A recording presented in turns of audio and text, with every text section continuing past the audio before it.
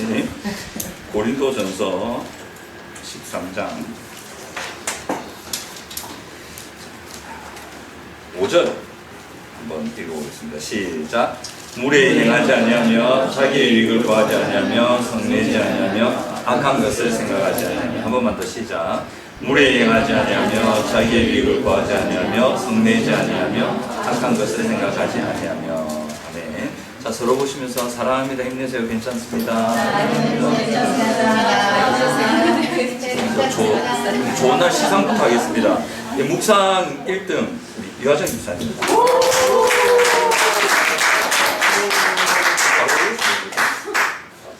좋습니다. 그리고 2등은 우리 2등 원래 김미영 집사님인데 김미영 집사님이 저기 양보를 하셨어요. 너무 감사해요. 그래서 3등 김홍기 성도님.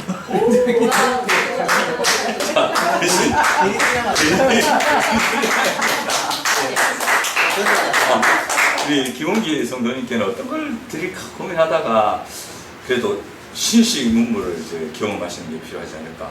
또 이런 카페도 딱 가셔가지고 이제 커피도 한잔 하시는 꼭 모시고 가셔가지고 스타벅스의 그 멋진 풍경을 좀 보실 수 있도록. 네, 그래서 따로 준비하고 같이 했습니다. 네, 오늘 본문 보겠습니다. 여러분, 사랑하는 게 안 쉬우시죠? 죽을 만치 고통스럽습니다. 제가 그 조깅을 좀 요즘 하지 않습니까? 드디어 6kg를 끊었는데, 와, 어제 뛰는데 죽겠더라, 진짜. 왜냐면 지난주 월요일에 6kg를 드디어 끊고, 골반이 너무 아픈 거예요. 알고 보니까 골반 대퇴관절이 아니라 이게 얘하고 축구하다가 또 그날 제가 야외 요구를 또 섬기느라 축구를 또 밤에 몇 번 했거든요. 그러다 보니까 이쪽이 아파가지고 또 이쪽 무릎도 시큰하다고. 그래서 화수목금을 쉬었습니다. 도저히 더 하다가는 이거 나이도 있는데 큰일 나겠다 싶어가지고. 그래서 그냥 그 시간 내가지고 비는 시간에 헬스장 가서 이제 몸 그래도 이게 쳐주면 안 되니까 좀 관리 좀 하고. 그러다 어제 도저히 안 되겠더라고요. 어제는 가서 헬스장 가서 운동 좀 하고 이제 땀을 좀 뺐는데 저녁이 되니까 뛰어야겠다, 안 뛰면 안 되겠다 싶어 뛰었거든요. 그 어제도 6kg 뛰었는데 죽겠대요. 진짜 힘들대요. 뭐 가다가 막 나중에는 거의 6kg 다 왔어요. 빨리 뛴 것도 아닌데 막 이래갖고 탁 6kg 하자마자 멈춰갖고 이랬는데, 야, 이게 참 그런데 이제 저하고 같이 뛰는 분이 계십니다. 이분도 이제 그 항해 쪽에 일을 하셔가지고 이번 한 주간 못 뛰셨거든요. 배 일을 하시니까. 근데 어제인가 금요일인가 진짜 오랜만에 뛰다고 뛴 기록을 저한테 보내주셨더라고요. 15km 뛰니까 너무 좋다면서. 그러면서 그분이 주로 저한테 날리는 멘트가 있어요. 그 뭐냐면 승리하세요. 말이 좋아, 승리지. 뛰기 죽겠는데. 근데 이게 이제 그리스도인의 삶이 아닙니까? 죽을 것 같지 않습니까? 사랑이 쉽습니까? 쉽던데. 너무 힘든데. 근데 거기에 이제 우리가 이제 멘트를 던다면 승리하세요. 승리하세요, 여러분. 얼마나 힘든 아는데. 그죠? 근데 그것을 했을 때에 그때 하나님께서 역사하시고 오늘 베푸시는 회복의 역사들이 일어나기 때문에 예수님이 그러시잖아요. 내가 너에게 한 말이 진짜인지 가짜인지 알고 싶으면 해봐라. 진짜 그것을 했을 때 이런 일이 일어나는지 해봐라 이러거든요. 그러니까 행함을 굉장히 강조하십니다. 그래서 우리 성도님들 승리하시기 바랍니다. 행하는 게 조깅만큼이나 죽을 만치 힘듭니다. 그래서 저는 조깅하면서 인생을 배우고 신앙을 배우고 삶을 배웁니다. 죽을 것 같아도 해야 되는구나. 안 하면 집에 못 가는구나. 못하면 주저앉으면 집에 못 가잖아요. 집에 가려면 뛰어야 돼요. 그래서 잘 인내하시고 견뎌내시고 숨 차실 때는 좀 한 번씩 자고 식사하시면서 쉬셨다가 뛰시고 그래서 끝까지 완주하셔서 승리하시고 산 주시는 그 사랑을 통해서 회복하시는 걸 누리시기 바랍니다. 오늘 보시면 13장 5절인데 오늘은 사랑은 자기의 유익을 구하지 아니하며 이거 한 차례 보죠. 여기서 자기의 유익을 구한다는 게 어떤 거냐면 이 사람이 자기 이기심을 가지고 개인주의적인 가치만을 추구하는 거 이걸 말합니다. 그러니까 다른 사람들 상관없고, 그러니까 자기만을 위하는 마음을 가지고 개인주의적 가치, 그러니까 자기가 가진 가치, 하나님의 가치는 신경 쓰지 않고 내가 가진 가치가 맞아, 내 중심, 자기 유익, 자기 채움, 그러니까 자기의 영달만을 추구하는 그런 걸 말하는 거거든요. 근데 이것에 대해서 자기의 유익을 구하지 않는다 이렇게 얘기하는데요. 당시에 고린도 교회에 이런 자기의 유익만을 구하는 사람들이 있었나 봅니다. 그러다 보니까 교회 안에 분쟁도 있고 파도 짚고 심지어는 자기의 유익만을 구하다 보니까 하나님의 은혜의 도군 은사를 가지고 자기의 배 채운데 쓰고, 실제로 그런 사람들이 있거든요. 기도원들 가운데 조심해야 될 기도원이 뭐냐면 성도들에게 헌금을 강요하는 기도원들이 있습니다. 실제로 능력이 나타나고 병이 고쳐지고 귀신이 쫓겨나고 막 이런 일들이 있습니다. 이런 일들이 있는데, 그러니까 사람들이 막 혹하는 거죠. 물론 저는 그 성령의 은혜라고 생각합니다. 그 역사가 나타나고 하는데 그런 데서 헌금을 강요해요. 그래갖고 그 기도원들이 이 하나님의 은혜의 수단인 은사를 가지고 돈벌이를 하는 거예요. 성도들의 재산을 끄집어 당기고 이 재산 팔아서 바쳐라 하고 막 그렇게 하는 거예요. 이 은혜의 수단을 갖고 자기 배치를 했습니다. 이게 자기의 유익을 구하지 않는 삶이 아니에요. 자기의 유익을 구하는 거예요. 그러니까 하나님의 은혜의 도를 가지고도 그렇게 자기 배치하고 자기 유익을 구하는 이신대로 행할 수 있는 그런 일들이 있습니다. 근데 교회건 세상이건 이렇게 자기의 유익을 구하면, 이렇게 살면 하나님이 어떤 때가 이른다고 하냐면 말세에 고통하는 때가 이른다 하고 있습니다. 어디 보시냐면 디모데후서 3장 1절부터 2절을 한번 보시면요. 디모데후서 3장 1절 2절을 보시면 하나님께서 이렇게 예언을 하십니다. 근데 실제 이 예언이요, 온 세상에, 그리고 가까이는 우리 사회에, 우리 가정에, 교회에, 또는 세상의 여러 공동체에 이루어지고 있습니다. 3장, 디모데후서 3장 1, 2절 같이 읽습니다. 시작. 너는 이것을 알라. 말세에 고통하는 때가 이르러 사람들이 자기를 사랑하며 돈을 사랑하며 자랑하며 교만하며 비방하며 부모를 거역하며 감사하지 않으며 거룩하지 않으며 금이 되고 무정하며 영혼을 풀지 않고 모함하며 절제하지 못하며 사나우며 선한 것을 좋아하지 않으며 배신, 조급, 자만하고 쾌락, 사랑이라 한 사람부터 다하고 경건의 몸에서 능력은 부인하는 자니 이 같은 자들에게서 네가 돌아서라 이래 되어 있죠. 근데 이런 것들 때문에 1절에 너는 이것을 알라. 말세에 고통하는 때가 이른다 이래 되어 있습니다.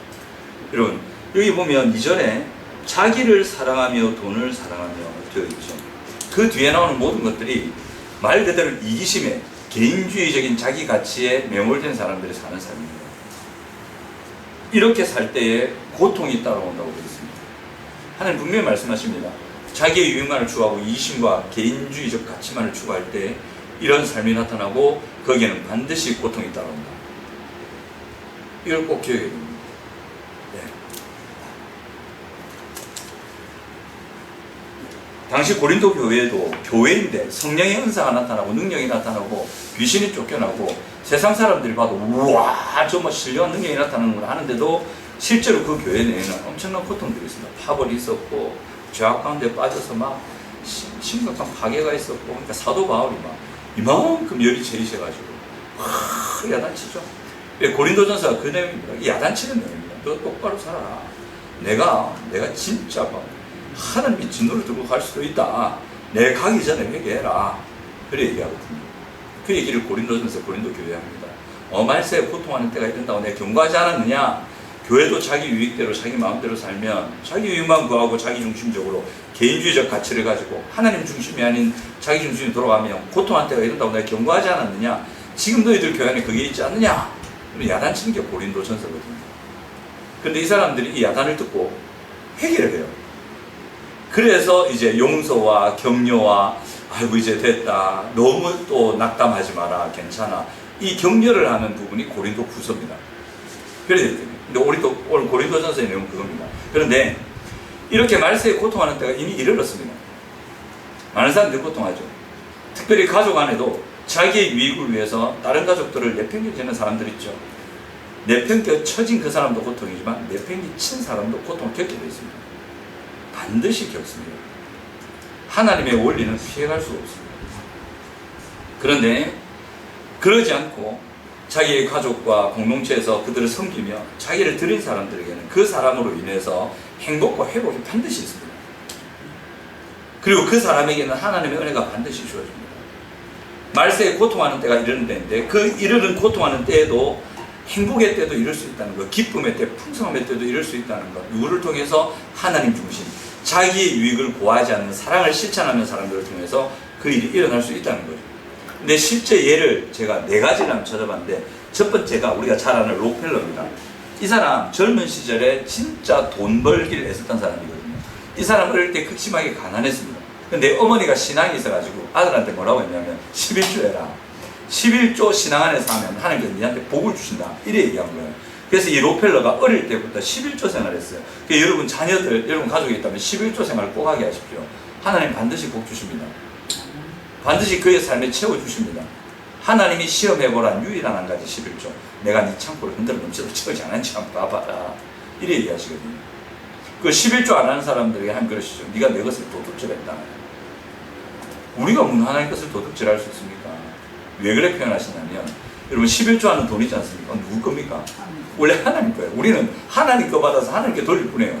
우리는 유익된데 하나님께는 믿지와 본전인 거예요. 근데 그 얘기가 뭐냐면, 하나님의 재물을 가지고 하나님 뜻대로 안 쓴다는 거죠. 11조를 잘 안 하는 사람은 재물에서 하나님 뜻대로 잘 안 사는 사람입니다. 그 재물을 하나님 나라를 위해서 잘 사용하지 않습니다. 자기 배를 위해서, 자기 꿈을 위해서, 자기 미래를 위해서 쓰지 하나님의 나라를 위해서는 쓰지 않습니다. 하나님 얘기하신 거, 네가 내 것을 가지고 내 뜻대로 안 쓰니까 네가 도둑이지. 이렇게 얘기하십니다. 11조라는 것은 우리의 신앙의 고백입니다. 나의 모든 것이 하나님의 것입니다. 그래서 제가 하나님 뜻대로 될 수 있도록 쓸게요. 이 고백이거든요. 이 고백을 하는 사람에게 왜 안 채워주시겠냐고요. 채워주시죠.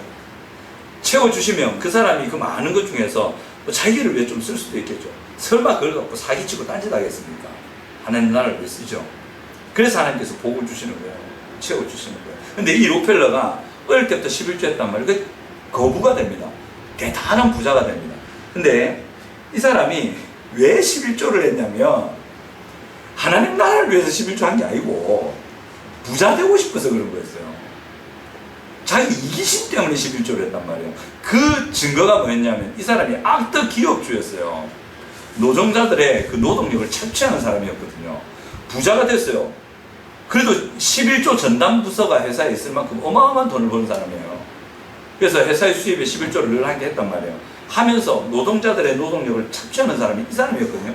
악덕 기업주였어요. 그러니까 하나님의 은혜의 수단을 자기 배 채우면 됐었던 사람이지. 근데 하나님은 약속한 거는 있고 11조하면 복준돼 있어요.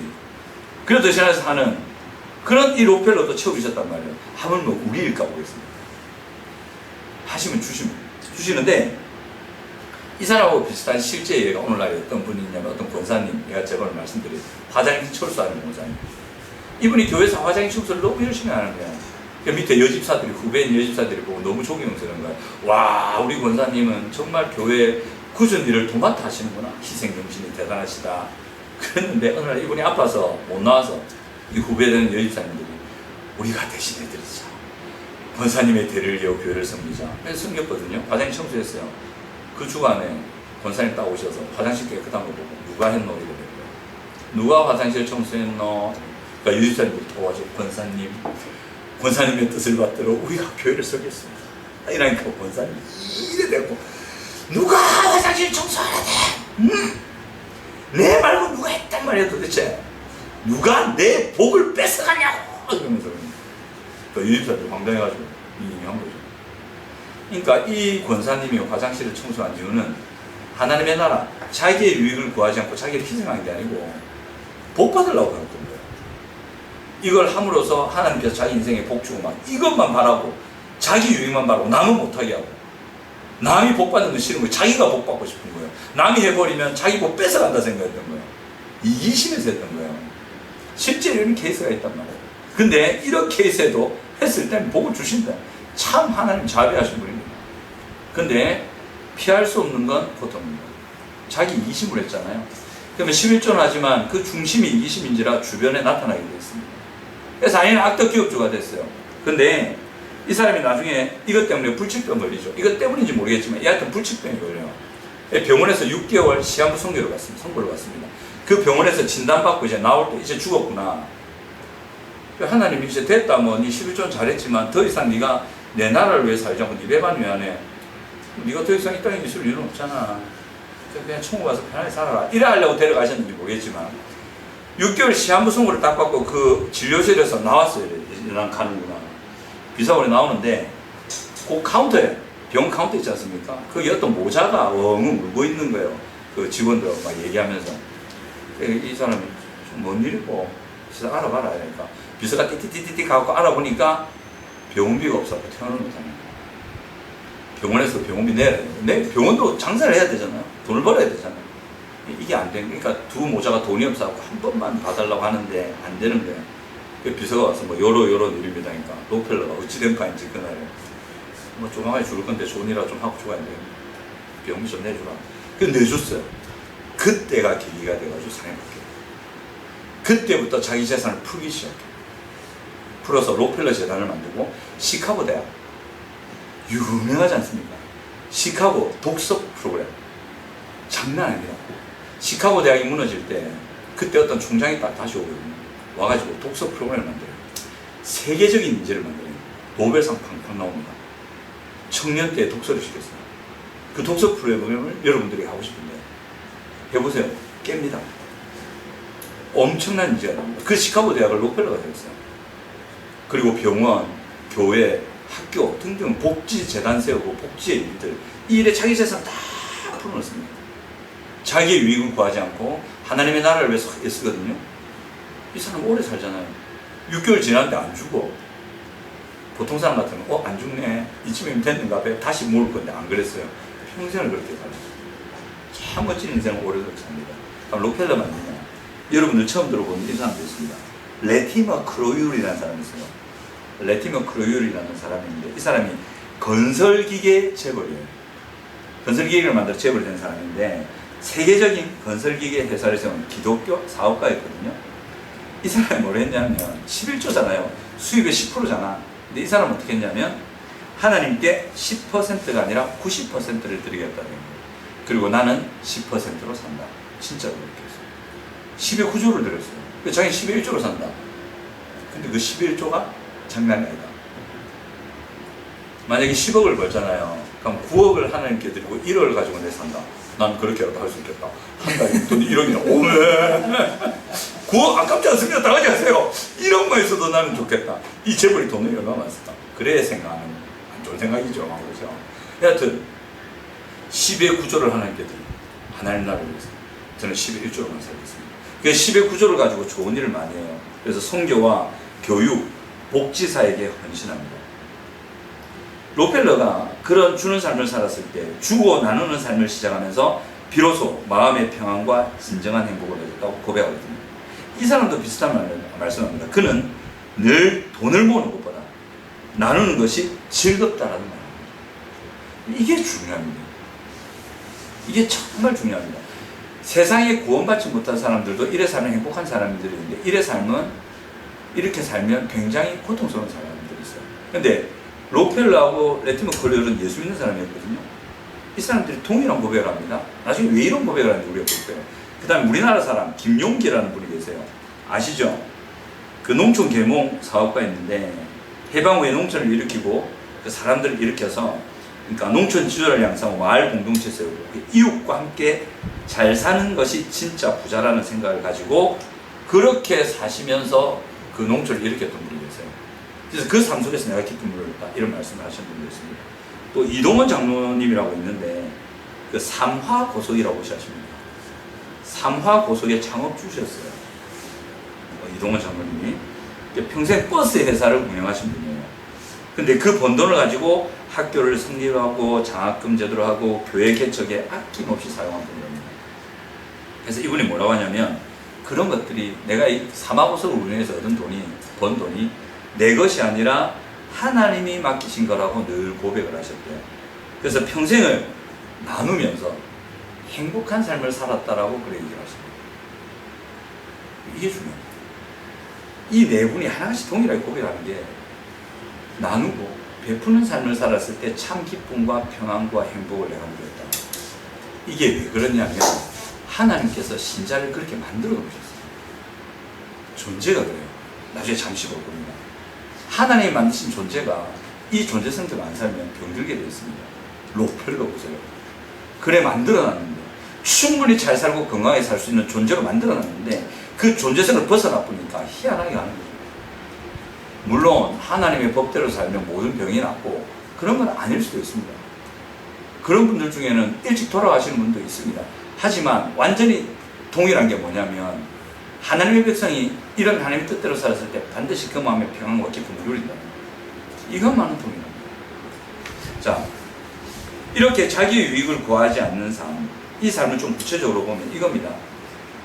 하나님을 향해서 자기의 유익을 구하지 않는 삶이고 이웃을 향해서 자기의 유익을 구하지 않는 삶이죠.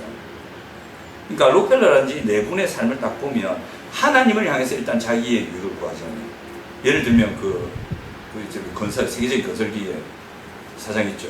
10의 9조를 하나님께 드리잖아요. 하나님을 향해서 자기의 유익을 구하잖아요. 이분이 자기의 그런, 그럼 10의 9조 하나님 드리고 나머지 것들로 좀 많은 일들을 했을 거잖아요. 그걸 또 세상을 위해서 합니다. 이웃을 향해서 자기의 유익을 구하잖아요. 그래서 하나님을 사랑하고 이웃을 사랑하는, 그러니까 자기의 유익을 구하지 않는 것도 하나님을 향해서 그리고 이웃을 향해서 이래 가야 되는 거죠. 자, 하나님을 향해서 자기의 유익을 구하지 않는다. 이 말이 뭐냐면 나의 삶의 목적과 나의 삶의 방법을 하나님께 맞춘다는 거예요. 자, 삶의 목적이 뭐냐면 하나님께서 우리에게 주신 삶의 목적이 있습니다. 그 목적대로 사는 삶이 하나님을 향해서 내 유익을 구하지 않는 거예요. 그 목적을 따라서 하나님이 주신 방법대로 사는 삶이 내 유익을 구하지 않는 거예요. 자, 하나님 주신 목적이 뭐냐면 고린도후서 5장 15절에 나오죠. 고린도후서 5장 15절 보면 한번 찾아보실까요? 혹시 졸리시면 성경을 찾으면 눈이 뜨실 겁니다. 찾자마자 또 눈이 감기시면 눈꺼풀 위에 이렇게 붙이시면 이렇게.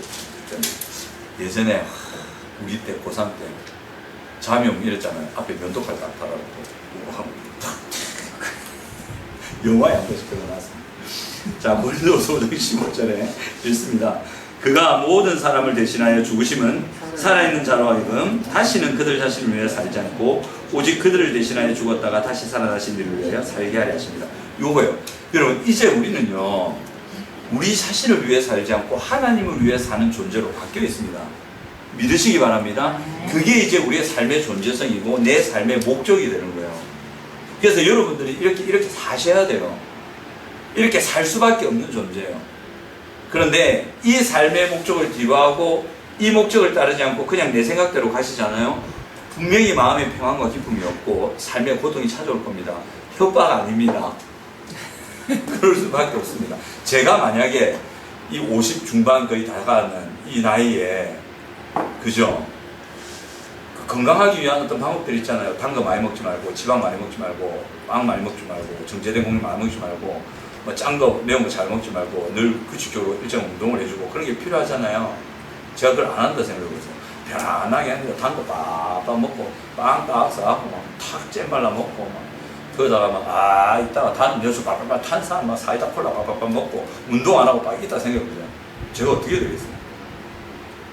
망가지겠죠. 혈압 빡 오를 거고, 당뇨 팍 오를 거고, 그죠? 이상하게 되지 않습니까? 딱 이거예요. 존재성을 바꿔놓으셨단 말이에요. 그래서 신자는, 하나님께 구원받은 자는 자기를 위해 살지 않고 이제 하나님을 위해 사셔야 됩니다. 그 삶의 목적을 잡으셔야 됩니다. 그럴 때 여러분들은 건강하게 되십니다. 그러니까 다른 이유입니다. 이 세상에 사람을 딱 두 종류로 나누면 남자, 여자 있죠. 흑인, 백인, 황인까지 있는 하여튼 남자, 여자가 있습니다. 근데 이 세상을 딱 두 종류로 나눌 수 있어요. 진짜 존재적으로. 신자와 비신자. 완전히 다른 존재입니다. 신자는 그 존재성 자체가 다릅니다. 이 삶의 목적이 하나님을 위해서 살도록 지음받은, 회복받은 사람입니다. 그리고 이 방법이 뭐냐면 마태복음 6장 33절에 나오죠. 여러분 잘 아십니다. 그런즉 너희는 먼저 그의 나라와 그의 의를 구하라. 그리하면 이 모든 것을 너희에게 더하신다. 그러니까 하나님을 위한 삶의 목적을 추구하면서 어떻게 살아야 되냐? 먼저 그의 나라와 그의 의를 삶의 현장에서 추구하며 이루며 살면 되는 거예요. 그럼 하나님 나라와 의를 구하는 삶이 무엇인가 이제 알아가야 되죠. 가정에서 아내로서, 남편으로서, 직장 상사로서, 직장 부하 직원으로서, 학생으로서, 또는 뭐 가르치는 자로서, 섬기는 자로서 어떻게 먼저 그의 나라와 그의 의를 구할 것인가? 그의 삶의 방법을 찾는 거죠. 그렇게 하는 거예요. 그게 하나님을 위해서 자기의 유익을 구하지 않는 거예요. 하나님이 주신 삶의 목적을 가지고 하나님이 주신 삶의 방법을 가지고 살아가는 거죠. 그 다음에 이웃을 향해 자기의 유익을 구하지 않는 게 뭐냐면 이겁니다. 이웃의 필요를 살피고 성인과 나눔을 실천하는 거예요. 자, 이웃의 필요를 살피는데 먼저 가족들 있지 않습니까? 가족들에서는 남편으로서 아내로서 자녀들에게 우리가 남편, 아내 뭐 이런 가족들의 필요를 챙기셔야 됩니다. 그들의 신체적이고 정서적이고 사회적인 그 영적인 필요를 채우셔야 되고, 그리고 다른 이웃에 대해서 내 생각이나 내 기준으로 이웃을 판단하지 말고 하나님의 기준과 하나님의 마음을 따라서 그들을 잘 살펴야 됩니다. 그리고 우리 주변에 보면 저는 그 사역이 좀 되면 어떨까 싶습니다. 지금 노인이 굉장히 많아지거든요. 지금 한 65세, 저는 65세가 아닙니다. 지금 65세쯤 되시는 분들, 노인이 최고 인구에 달했답니다. 베이비 붐 시대 분들이거든요. 그러니까 우리나라도 초고령 사회가 됩니다. 굉장히 많답니다, 주변에. 그분들 중에 독거노인, 음식 제대로 잘 못 드시는 분, 챙겨 드시지 못한 분이 많이 있을 수 있어요. 그러니까 우리가 구체적으로 이 주변 지역에라도 그런 분이 있는지를 우리 수소문해서 살펴서, 그죠? 요리사 한 분 나오지 않습니까? 또 그 외에도 우리 성도님들 다 요리 잘하지 않습니까? 유화정 집사님도 요즘 예를 쓰셔서 어제 오이 소박이 도전을 하셨답니다. 맛은 어떤지는 모르겠습니다. 바뀌었어요. 오이 김치로. 이제 발전, 스텝 바이 스텝 차차 올라가실 겁니다. 오이 소박이가 만들기 힘들답니다. 자르고 확 벌려주고 이래요. 하여튼 이제 요리도 잘하시고, 전달에 뭐 제가 하면 되지, 뭐 조깅도 하면 그 못하겠습니다. 들고 뛰면 되잖아요. 그래서 그분들의 필요를 구체로 가서 도시락에도 드리고, 그죠? 그 주변 환경도 정리해도, 그런 이웃들의 필요를 챙겨서 살피는 건 어떨까? 이제 그게 진짜 나의 유익을 구하지 않고 그들의 유익을 구하는 그런 실천적인 삶입니다. 그래서 이런 필요를 채워서 성님과 나눔의 사역을 구체적으로 실천하는 것, 이게 우리 교회에 있어요. 이게 자기 유익을 구하지 않는 사랑의 실천입니다. 자, 요 예를 조금 제가 구체적으로 들려드리면, 가정에서 어떻게 해야 되는지를 잘 모르신다 그래가지고 좀 뽑았습니다. 저도 잘 모르는데 좀 배우려고 뽑았는데, 자, 가정에서 자기의 유익을 구하지 않는 남편의 예를 한번 볼게요. 이제 남편 되실 분들 계시죠? 하주나 전효관님. 그 남편이신 분들 계시죠? 두 분. 저도 마찬가지입니다. 자기의 유익을 구하지 않는 삶이 뭐냐? 이제 뜬구름 잡듯이 먼 구름에 있는 하늘나라처럼 이제 아주 추상적인 이야기 구체적으로 보면, 가정생활에서, 자, 생활 속에서 어떻게 해야 되냐? 퇴근 후에, 퇴근하세요. 퇴근 후에 피곤해도 아내와 아이들의 이야기를 들어주고 함께 시간을 보낸다. 적을 시간 없으시죠? 나중에 설교 한 번 더 들으세요. 그렇게 잘하세요. 퇴근 후 피곤해도 아내와 아이들의 이야기를 들어주고 함께 시간을 보내주고, 그 다음에 주말에 자신이 쉬고 싶은 마음을 뒤로하고 아내가 원하던 친정 방문을 먼저 배려하고, 또는 마트 가자고 할 때 따라가고, 그 다음에 집안일, 설거지, 청소, 육아 등을 내 몫이 아니다라고 생각하지 않고 자발적으로 감당하고, 이게 자기의 유익을 구하지 않는 남편의 일입니다. 하고 계신가 봐요. 표정이 전혀 변하지 않는데 잘하시나? 잘하시면 됩니다. 그 괜찮으신데. 그 다음 경제적 부분에서 자기의 유익을 구하지 않는 남편, 자신의 취미생활, 골프, 오토바이, 게임 뭐 이런 거 있지 않습니까? 게임 많이 이런 데 돈을 쓰기보다 아내와 자녀들의 필요, 교육비, 건강, 생활비, 생일 챙겨주는 거, 한 번씩 간식 사주는 거 등등을 우선으로 삼으시면 돼요. 사주나 잘 줘서. 그 다음에 투자와 소비를 결정할 때 내 이익보다 가정 전체의 안정을 우선으로 하셔야 됩니다. 이게 자기의 유익을 구하지 않는 남편의 경제적 자세입니다. 관계 속에서 다툼이 있을 때 내가 옳다라고 주장이보다 제가 잘하는 거지. 우째뚱뚱 말빨을 세워갖고 내가 무조건 옳다. 똥꼬집이죠, 그거.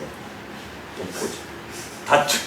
다툼이 있을 때 내가 옳다를 주장하기보다 아내의 마음을 먼저 헤아리고 화해의 길을 찾는 거예요. 그러니까 체면이나 자존심 내려놓고 아내와 아이들을 존경하는 관계 속에서. 신앙적인 면에서는 신앙생활도 내가 은혜 받는 것에 멈추면 안 됩니다. 남편이 은혜 받으셔야 됩니다. 신앙적으로 굉장히 성실하셔야 됩니다. 본이 되셔야 됩니다. 멈추지 않고 아내와 자녀가 신앙 안에서 세워질 수 있도록 기도하고 섬기셔야 됩니다. 주일에 쉬고 싶어도 가족을 교회로 이끌어 함께 예배드리는 영적 책임을 남편분들이 감당하셔야 됩니다. 그래서 한마디로 자기의 유익을 구하지 않는 남편은 내가 하고 싶은 건, 내가 원하는 건, 내가 편한 것보다 가족의 필요, 아내의 행복, 자녀의 유익을 먼저 세워주는 남편입니다. 제가 이 말씀을 먼저 한번 실천해 보려고 어제 해봤거든요. 힘들어 죽겠다. 어제 조깅하고 왔잖아요. 이렇게 들어왔단 말이야. 그때 사모님 빨래를 줘달라고, 빨래를 개해달라고 뭐 저한테 뭔가 부탁을 하셨어요. 하시더라고요. 근데 이 말씀이 생각났는데, 그래 내가 한번 해보자. 이게 얼마나 힘든지. 조깅처럼 힘들고 승리하세요로 말이 딱 올리는 말이죠. 해봤어요. 와, 힘들어 죽겠다. 근데 조금 있다 예화가 들어온 거야. 예화가 딱 들어. 11시 넘었거든요, 밤에 그때. 몸은 이래 있고 막 관절 아프고 막 침질하고 이래 있는데, 아빠 줄넘기 하러 가야 되는 거. 하는 말이, 아빠는 줄넘기 안 하는데 내가 줄넘기 하는 거 지켜보면 돼. 그 4층에서 1층까지 내려가는 거야. 처음에는 가실 때서 야야 시간이 너무 늦다. 12시 다 됐다. 지금 무슨 줄넘기 한단 말이야. 좀 쉬자 아빠. 너무 힘들다. 그래 말했다가 아이가 소파에 앉아있는 거야. 샤워하고 나가. 야야 줄넘기 하러 갈래? 내심 생각했죠. 아니야 아빠 자야 돼. 이래 안 하고. 야야 줄넘기 하러 갈래? 벌떡 일어나서 이러네. 죽겠더라 진짜. 즐거워 기쁨 속에서 한 게 아니에요. 죽을 것 같아 진짜. 계단 내려가는 거 무릎 시큰거리고 완전 아프고 미치겠는데 4층 내려가 또 올라온다는 게 죽겠더라고. 내려갔지. 가니까 지는 좋다고 뛰는데 나는 있어가지고 앉을 데도 없어요 주차장에. 이렇게 보고 있다가 지도 올라가자는 거야. 근데 지금 보고 올라왔는데 저는 막 사진 올라와. 아이고 네. 그래 해보니까 막 안 싶어. 근데 남편들 그걸 해야 돼. 그걸 하지. 이게 관계에서 그래서. 그걸 실제로 하시. 그래서 오늘 댁에 가시면 그 남편들이 아내를 그렇게 한번 섬겨보십시오. 그리고 승리하세요. 그 말이 아니라 승리하세요. 승리하세요. 이 말이 억수로 힘든 말 이거 진짜. 그 조개 뛰는 그분도 맨날 저거 승리하세요. 안 뛰를 수도 없고 진짜. 내가 승리호가. 승리하고. 승리하시기 바랍니다. 선생님 그 몸이 안 좋으시다는데 죽이라도 가르치시고 너무 힘드나 아메리칸 설탕 따뜻하게 짜줄까 이러시면서 그죠? 그렇게 한번 잘 챙겨주시기 바랍니다. 당신은 기도하고 있다 이러면 탁사도 올 겁니다. 까지 알려주시고 그렇게 해주시고 나머지는 괜찮아요. 또 아내! 가정에서 자기의 유익을 구하지 않는 아내에게 자 가정생활 속에서 자 남편이 피곤할 때 집안일과 아이들을 도맡아 남편이 쉬도록 배려해준다.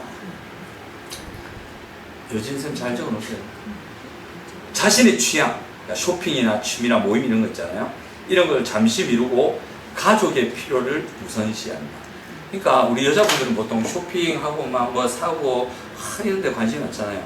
그런 거 한번 뒤로 하는 거죠. 뒤로 하고 자기 필요 시는데 또 모임 같은 거. 제가 진짜 학원 생활하다가 그런 분 봤는데 이 여자애가 바카스 중독이에요. 와, 얘는 앉았다면 바카스를 계속 마시는 거야.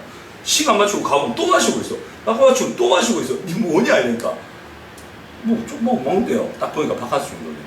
근데 이 아이의 생활을 들었거든요. 가정 생활을 봐간다고 들었어요. 알고 보니까 이 엄마가 얘 여학생인데 중2인데 동생이 있어요.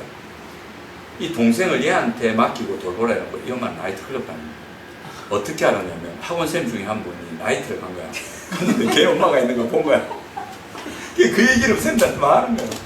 아가 그런 거 봤더니 엄마 그러더라. 아가 그런 것도 남지. 그 얘기를 하는 거야. 와 아찔하대. 아가 완전히 망가지고 너무 불쌍한 거야 얘가. 너무 마음에 아프고. 그러니까 아내가 자기 유익을 구하게 이런 현상이 생길 수도 있고 자녀 돌보면서 속이죠.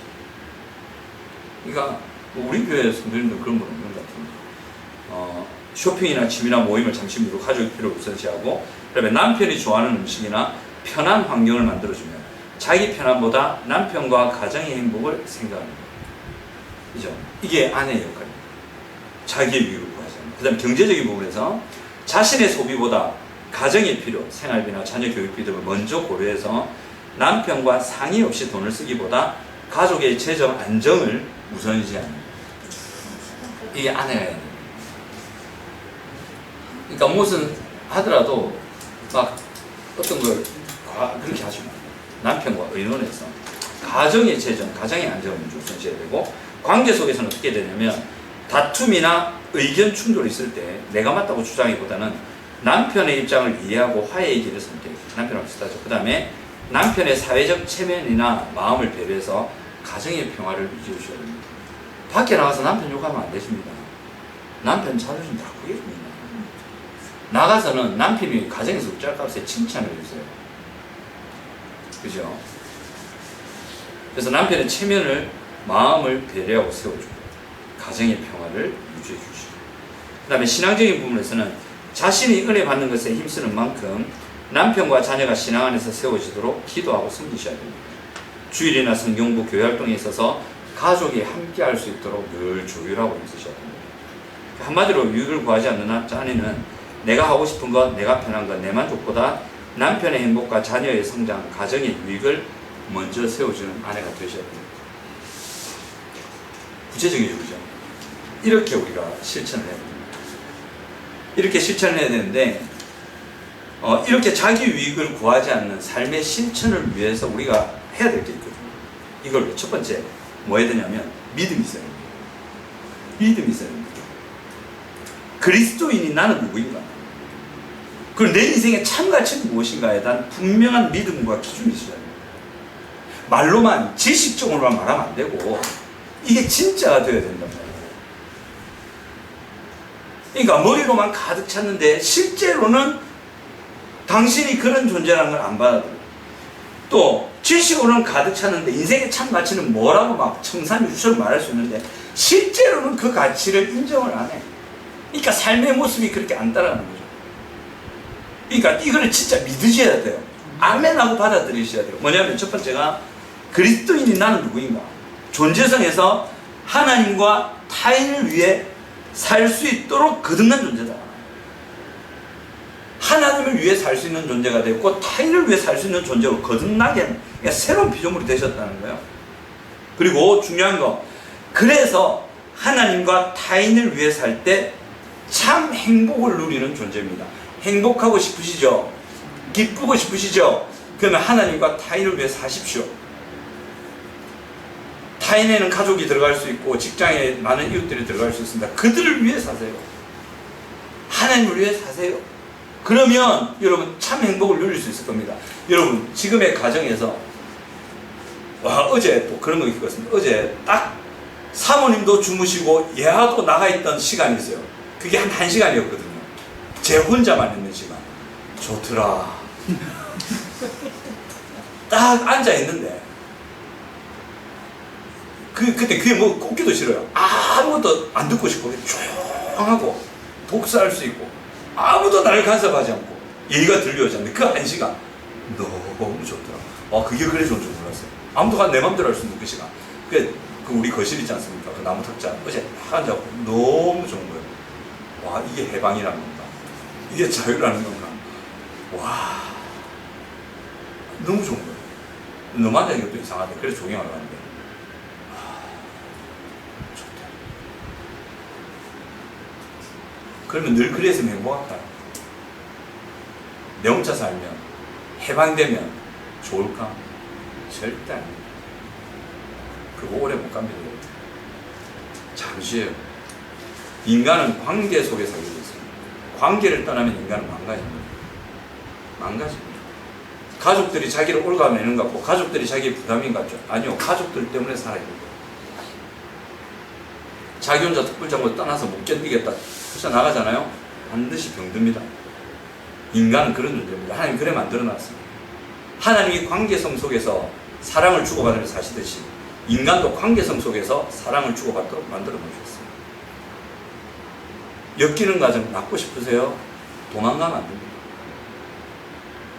어떤 분들은 그러죠. 뭐 실제로 그런 어떤 청년한테 그랬다는데 아버지가 하도 그러니까 물론 가정에 심각한 폭력과 실제로 드러나는 그런 학대가 있을 때는 피해 있어야 됩니다. 근데 그게 아닌 경우가 대부분이거든요. 그게 아닌데도 뭐 집 나가 있으라 뭐 집 나가라 이랬대.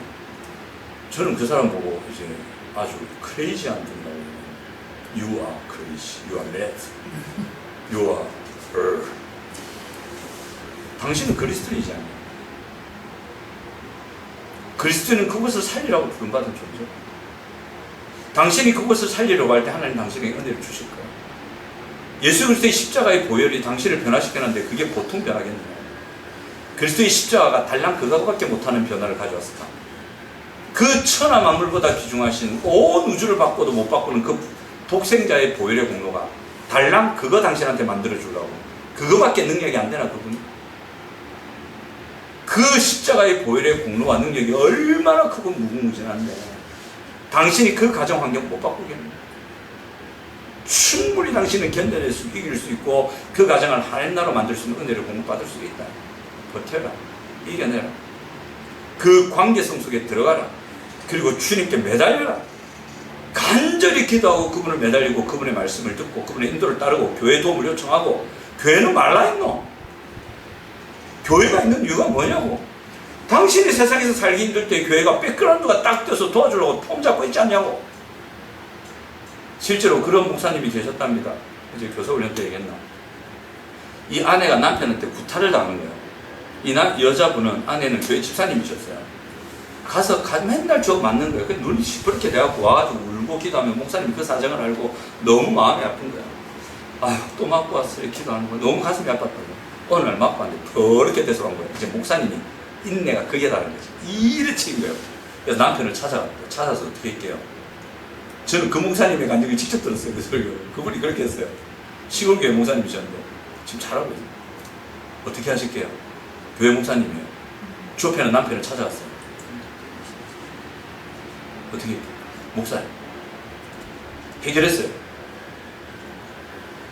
어떻게 해결해? 혼내셨어요. 어떻게 혼낼게? 폭력은 안 되니까 말씀으로. 남편은 좁혔대. 아. 뭐라고 해서 좁혔냐면, 그래, 니는 니 마누라라서, 니 아내라서 니 마음대로 좁혔나? 좋다. 니는 그럼 왜 내 양을 때리는데? 남은 내 양 때려서 못 찾는다. 이러나 좁혀버려. 니가 내 양을 때리는 신내 찾다 대고 푹 좁혔대요. 나중에 이 남자가 그 교회 나왔대요. 예수 믿었대요. 교회가 이렇습니다, 여러분. 여러분 힘들 때, 지칠 때, 넘어질 때 죄가 왜 있냐고, 교회가 왜 있냐고. 도와줘야지. 잘 살 수 있도록 힘을 줘야지. 그죠? 그러니까 여러분 포기하지 마세요. 도망가지 마세요. 여러분들은 충분히 여러분들이 있는 가정과 세상과 여러분들이 그 삶을 버텨낼 수 있는 존재로 바꿔놓으셨고, 그렇게 살 수 있도록 지원하라고 교회라는 공동체 한 몸을 주셨고, 또 여러분들이 기도하고 있을 때 하나님 분명히 또 여러분들에게 은혜를 주실 것입니다.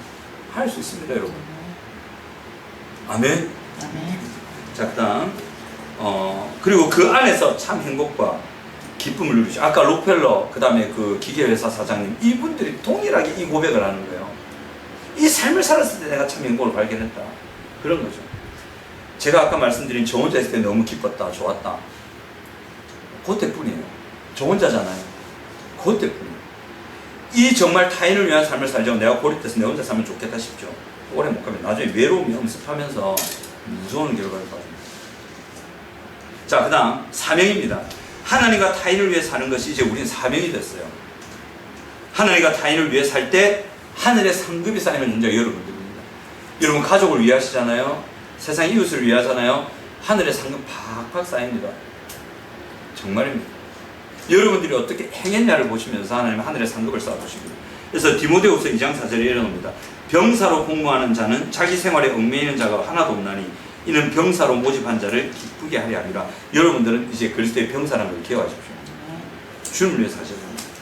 그리고 인생의 참 가치가 뭐냐? 인생의 참 가치가 왜 중요하냐면, 여러분 나중에 그리스도 앞에 설 거거든요. 자, 나는 그리스도 앞에 서기 싫다 하면 손 들어보세요. 그분은 사탄 앞에 설 겁니다. 그리스도 앞에 서는 거 아니면 귀신 앞에 섭니다. 둘 중에 하나 선택하세요. 나는 뭐 그런 거 없다. 그럼 구원받지 못한 백성이지. 반드시 그리스도 앞에 서게 되어 있습니다. 그리스도 앞에 서고 나서 사탄 앞에 갑니다. 하나님께서 여러분들을 나중에 마지막 가치로 딱 평가하실 때 하나님의 기준으로 평가하신단 말이에요. 그 참 가치가 뭐냐는 말이에요. 인생의 참 가치가 뭐냐. 그게 바로 마지막 날 예수 그리스도께서 여러분들을 평가하시는 그 평가의 내용이라는 걸 기억하십시오. 내가 가진 내 개똥 철학이 가진 인생의 가치 다 지우세요. 그 뭐 인생의 가치요 이게? 우리가 철학을 가져봐야 뭐 얼마나 깊이 가지겠노 그지. 하지만 예수님이 분명히 말씀 가운데 주신 기준이 있지 않습니까? 그 가치가 있지 않습니까? 그게 진짜 참 가치라고. 너희들이 이렇게 사는 것이 맞다. 내가 마지막 날에 이걸로 너희들을 평가할 거야. 그게 우리가 추구해야 될 인생의 참 가치라는 거예요. 이걸 믿으셔야 돼요. 그리고 그것을 위한 이 땅에서의 실제 삶이 되셔야 됩니다. 그러면 예수 믿고 예수 앞에 설 날 얼마 남지 않은 여러분들이요, 마지막 날에 하나님께서 여러분들을 억수로 칭찬하실 겁니다. 아마 예수님이 버선발로 뛰어나와서 맞이하지 않으시겠죠. 우리는 갈 때 내가 이래밖에 못 살았는데, 내가 평생 큰 부서도 아니고 막 쪼매쪼매밖에 못 도와줬는데 이런 나도 하나님 상급을 주실까 하고 떠벅떠벅하고 있으면 저만 쳐서 누가 막 뛰어온다. 또 누가 뛰어? 사탄 아니겠지. 이러고 하는데 갑자기 뭐 가까이 오는데 뭐 좀 그래서 많이 본 분이야. 많이 생각. 누구지? 보니까 예수님이 막 뛰어오시고, 잘했다. 수고하고 착한 종아. 이제는 내 품 안에서 쉬어라. 내가 의의 멸류관을 너를 위해 준비해놨습니다. 나에게로 오고 팍 안아주실 겁니다. 왜 없겠어요? 그렇게 하시지. 이 삶을 산 사람들을 주시죠. 자, 이렇게 또 자기 유익을 살기 위해서 우리가 믿음이 있어야 된다. 이걸 믿으셔야 되고, 두 번째가 자기 준비가 있어야 됩니다. 여러분, 뭔가 자기가 가진 게 있어야 남을 돕죠. 그 이랜드의 박성수 회장 아시죠? 지금 어떤지 모르지만 그분이 가난하고 불쌍한 사람들에서 기부한 금액이 있거든요. 우리 중고등부 교사님들은 아무 얘기하지 마시고 얼마 기부하셨게요? 16년 동안. 16년 맞죠? 16년간 이만큼 기부하셨어요. 남 몰래 하셨어요. 나중에 알았는데 얼마 안 맞췄어요. 딱 16년 동안. 얼마 기부하셨게요? 이랜드 박성수 회장. 그 그리스도인이고 그리스도인 기업가고 연세대 상대 나왔고 이랜드 세우십니다. 한번 맞춰보세요. 맞추시면 제가 그 스타벅스 상품권 만원짜리 이화정 입니다. 1,600억 500억? 2067억입니다. 그럼 2,000억 나한테 10억만 주세요. 저도 좀 가능한데 2067억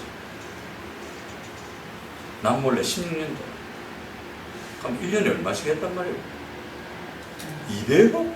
그럼 100몇십억씩 했네. 그럼 한 달에 얼마? 10억? 그렇게 기도하셨다. 여러분, 그것도 있어야 할 수 있다. 그죠?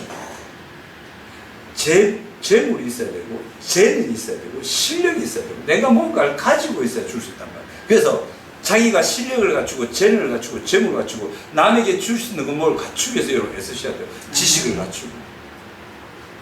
갖추셔야 줄 수 있습니다. 만약에 그것도 없다. 마음이라도 갖추셔야 돼요. 손발 있잖아요. 가서 청소해 줄 수 있다. 부지런해야 됩니다. 그 다음에 자기 준비가 있어야 되고, 그 다음에 살핌이 있어야 됩니다. 하나님 나라를 위해서 교회에 무엇이 필요할까? 교회의 영적인 필요, 그리고 교회의 실제적인 필요를 채우시고, 그 다음에 세상을 봤을 때 세상에는 어떤 영적인 필요할까? 또 세상의 여러 가지 필요를 보시고, 이웃을 위해서, 가족을 위해서 아까 살피셨던 것처럼 그런 살핌이 있어야 됩니다. 여러분, 이런 살핌에서 약간 좀 벗어났지만 남편이 아내를 잘 섬기잖아요. 그건 자기가 살 길입니다. 일어나오죠. 이와 같이 남편도 자기 아내 사랑하기를 자기 자신과 같이 할지니 자기 아내를 사랑하는 자는 자기를 사랑하는 것이다. 아내 사랑하십시오. 아내를 잘 도와주면 남편이 잘 됩니다. 이화정 입사님 지금 머리에 손을 얹고 지금 생각하셨어요. 나머지 빨리 데려오세요. 그래 이 소리 딱 듣고 나머지 쌤한테 잘하고, 물론 잘하고 있겠지만 더 잘하고 이게 되겠죠. 그러니까 믿음이 있고 자기 준비가 있고 살핌이 있잖아요. 그럼 뭐가 또 있어야 되냐면 희생이 있어야 돼요. 살핀다면 자기 희생이 있어야 돼요. 자기의 시간과 자기의 재물과 자기의 재능과 자기가 가진 어떤 자원들이든지 이거를 가지고 희생할 수 있어야 됩니다. 드릴 수 있어야 됩니다. 이제 마지막입니다. 여러분. 자기의 유익을 구하지 않는 삶을 통해서요, 얻을 수 있는 게, 그게 첫 번째가 하나님께서 영광을 받으십니다. 일단 하나님께서 대다 기뻐하십니다. 남들은 안 알아주고, 여러분들이 나가서 누굴 도와주잖아요. 예수 믿는 사람이란 말을 안 하잖아요. 그럼 그 사람들은 저 사람 착하네 이 정도지, 와 저 사람 믿는 하나님 참 좋으시네 이까지는 아닐 겁니다. 저 사람 착하네. 그래서 여러분들이 하나님이 있는지 모르고 여러분들을 통해서 하나님 칭찬 안 할 수도 있습니다. 괜찮습니다. 하나님이 보시고 되게 기뻐하십니다. 하나님 그걸 통해서 영광을 받습니다. 하나님 너무 좋은 거예요.